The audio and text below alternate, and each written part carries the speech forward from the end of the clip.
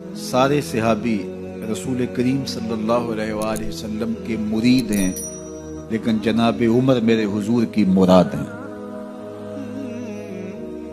39 لوگ جب اسلام لا چکے، 39ویں شخص حضرت امیر حمزہ رضی اللہ تعالی عنہ تھے، اور ان کا ایمان لانا مسلمانوں کے لیے بہت بڑی ڈھارس اور بہت بڑے حوصلے کا سبب و ذریعہ بنا۔ تو میرے حضور نے ہاتھ اٹھا لیے، کہا اے اللہ، ایک شیر دیا ہے امیر حمزہ، ایک شیر اور عطا کر دے، اب تیری مرضی، عمر بن خطاب دے دے یا عمر بن حشام دے دے۔ حضور دعائیں مانگ رہے اور یہ ہاتھ میں تلوار لیے غیظ و غضب سے بھرے ہوئے گھر سے نکلتے ہیں کہ بانی اسلام کا چراغ ہی بجھا دینا ہے۔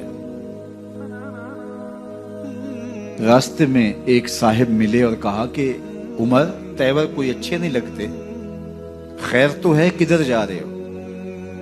کہا چراغ اسلام بجھانے جا رہا ہوں، یہ روز کا مسئلہ ختم ہونے لگا ہے میرے ہاتھوں۔ مسکرا کے بولے گھر کی خبر تو لو۔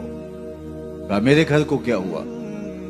کہا تمہاری بہن فاطمہ بھی نوکر بن گئی ہے رسول اللہ صلی اللہ علیہ وسلم۔ غصے سے بھرے ہوئے اپنی بہن کے گھر کا رخ کرتے ہیں، اندر سے قرآن پڑھنے کی آواز آ رہی، غصہ اور بڑھ جاتا ہے، دروازے کو زور زور سے کھٹکھٹاتے ہیں۔ اہل خانہ سمجھ گئے ماجرا کیا ہے، گرجدار آواز ہے جناب عمر کی، دروازہ کھولو۔ جلدی سے معلم کو چھپا دیا اور بہن آگے بڑھ کے دروازہ کھولا۔ کہا تم سابی ہو گئے ہو، دین چھوڑ دیا تم نے، بتوں کی وفا ترک کر دی اور بے تحاشا مارنا شروع کیا۔ بہن کا سر پھٹ جاتا ہے، خون بہنے لگتا ہے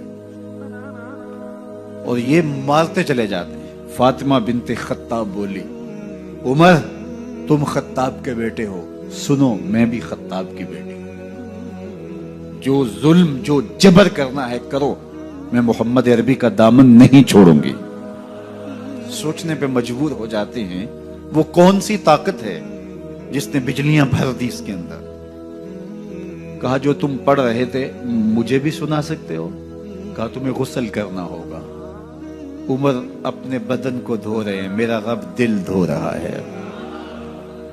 اتنے میں معلم بھی قرآن لے کر آ جاتے ہیں اور قرآن کی تلاوت ہونے لگتی ہے۔ طٰہٰ ما انزلنا علیک القرآن لتشقیٰ، 14ویں رات کے محبوب چاند، ہم نے قرآن اس لیے نازل تو نہیں کیا تھا کہ تم مشقت میں پڑ جاؤ۔ بے تاب ہو گئے، کہا عمر کی عمر برباد ہو گئی، مجھے لے چلو حضور کی چوکھٹ پہ۔ تلوار حمائل کی ہے، بہنوئی ساتھ ہیں، اور حضور کی بارگاہ میں حاضر ہو رہے۔ دروازے کے سوراخوں سے دیکھا تو صحابہ تشویش کا اظہار کرنے لگے کہ عمر آ رہا ہے، تلوار حمائل کی ہے، ارادے اچھے نہیں لگتے۔ جناب امیر حمزہ نے کہا دروازہ کھول دو، اچھی نیت سے آیا تو استقبال کریں گے، نیت اچھی نہیں ہے تو اس کی تلوار سے اس کی گردن کاٹ دیں گے۔ حضور کے سامنے جا کے بیٹھ گئے، گلے میں کپڑا ڈالا تو حضور نے پکڑ کے کہا عمر، ابھی وقت نہیں آیا کہ تم اسلام لے آؤ؟ یہی وقت تھا عمر کے اسلام لانے کا، لبوں پہ کلمہ جاری ہو گیا۔ اللہ اکبر کی صدا اس زور سے گونجی کہ مکے کی گلیاں گونجنے لگی۔ اسلام لانے کے بعد حضور سے پوچھتے ہیں حضور کیا ہم حق پر نہیں ہیں؟ فرمایا ہم حق پر ہیں۔ اللہ کا دین سچا نہیں ہے؟ کہا اللہ کا دین سچا ہے۔ آپ اللہ کے سچے نبی نہیں ہیں؟ فرمایا میں اللہ کا سچا نبی ہوں۔ تو کہا پھر ہم چھپ کے عبادت کیوں کریں؟